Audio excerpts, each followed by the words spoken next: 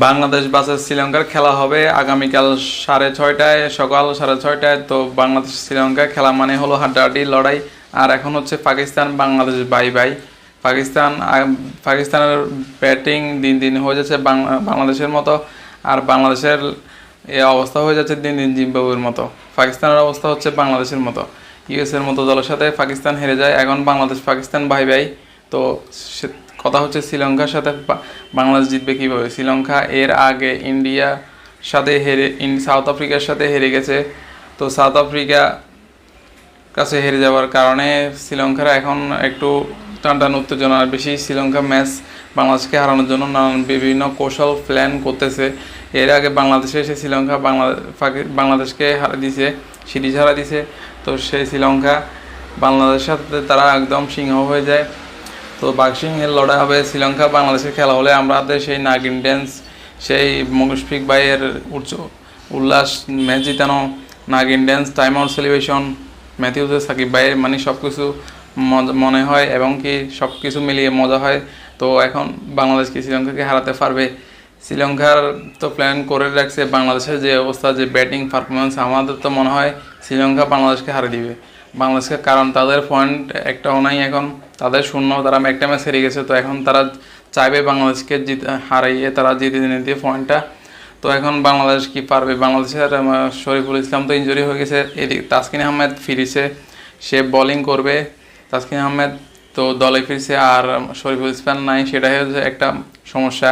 কারণ শরীফুল ইসলাম এই ভালো বল করছে প্রস্তুতি ম্যাচে ইন্ডিয়ার সাথে, আর কেউ ভালো বল তেমন একটা করতে পারে নাই। তো রিশাদেও মাইর খায় বল করে।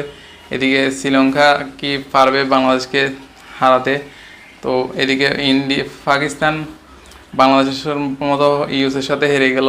ইউএস হয়ে গেছে শক্তিশালী দল, বাংলাদেশ ইউএসের সাথে যে সিরিজ হেরে গেছে, ম্যাচ একটা জিতছে শুধুমাত্র যুক্তরাষ্ট্রে এসে। তো যার কারণে ম্যাচটা এখন জিতবে না হারবে সেটা বলা যাচ্ছে না, হারার সম্ভাবনা বেশি। কারণ শ্রীলঙ্কা পথে বেশি বসে আছে প্ল্যান করে। আর বলে নোমান তুষারা নাকি আবারও প্ল্যান করতেছে যে বাংলাদেশে যে 3টা হ্যাট্রিক করছে 3 বলে 3টে উইকেট নিয়ে, সে বোলার। অথচ সে আইপিএলে গিয়ে কোনো পাত্তাই পায়নি। আইপিএলে ব্যাটসম্যানরা তাকে পিটিয়ে কিছু রাখে নাই।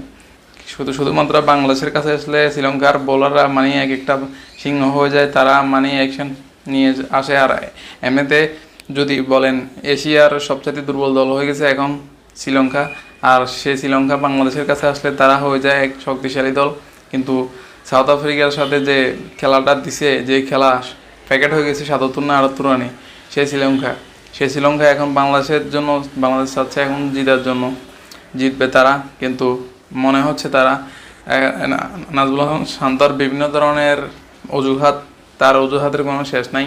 ম্যাচ যদি অন্ততপক্ষে তোরা ম্যাচটা জিতিয়ে আমাদের ফ্যানদের সবার মান সম্মানটা বাঁচা, শ্রীলঙ্কার সাথে অন্তত ম্যাচটা জিতা না, সেটাও হেরে যাবি না তোরা।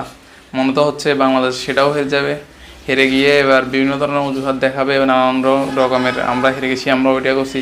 মানে বাংলাদেশের প্লেয়াররা হোক, যেটা হোক, কোচ হোক, খাতরু কাকু হোক, সবাই মানে একটার পর একটা অজুহাত দেখায়। মানে বাংলাদেশ বিশ্বকাপ খেলতে যায় নাই, সেখানে শপিং করতে গেছে, বিভিন্ন ধরনের কৌশল দেখাবে। যদি ম্যাচটা হেরে যায় দেখবেন একবার। এখন কথা হচ্ছে কে জিতবে, শ্রীলঙ্কা জিতবে নাকি বাংলাদেশ জিতবে? একটু মতামত জানান। শ্রীলঙ্কা জেতার সম্ভাবনা বেশি।